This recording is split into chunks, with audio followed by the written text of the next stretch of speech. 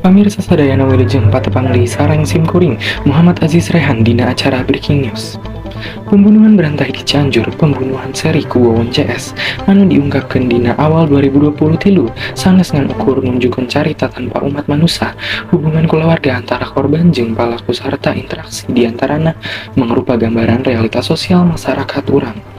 Dina hal ieu aya nikah cari sigana jadi gampang, aya oge praktik gaib absurd nu saukur dicokot termasuk halal motivasi pikeun nyandak potong kompas pikeun kainginkeun antos gampang oge mangrupikeun bagian tina jalan carita Rajapati ieu.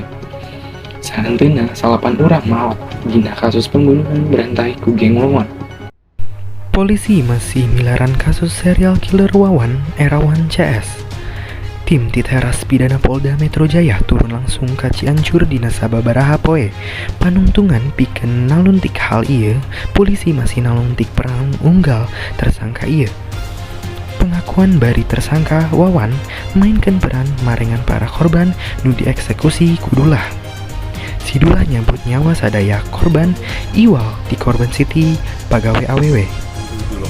Jadi si Wawon hanya perannya Wawon itu mengantarkan para korban. Neng itu yang mengantarkan ke rumahnya dulu itu Wawon. Setelah dibunuh di malam yang sama juga. Lalu Wawon mengantarkan Wiwin ke rumah dulu. Lalu dibunuh di hari yang samanya beda jam. Yang sama. Hiji deui kasangka Dede anu sempat keracunan di Bekasi dijadikan tukang gali pikeun ngubur para korban. Salian digali kuburan, Dede anjeunna oge nuju tugas nampung dana anu diala ku palaku ti korban.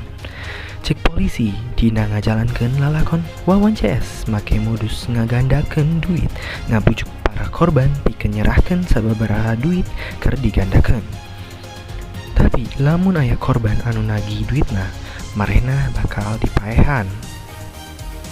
Rupikeun sakitu warta anu parantos didugikeun ku simkuring kapayunan pamirsa sadayana. Muji ieu wartas janten manfaat kanggo pamirsa sadayana. Wilujeng tepang deui dina waktos anu kapayun, redaksi siang melaporkan.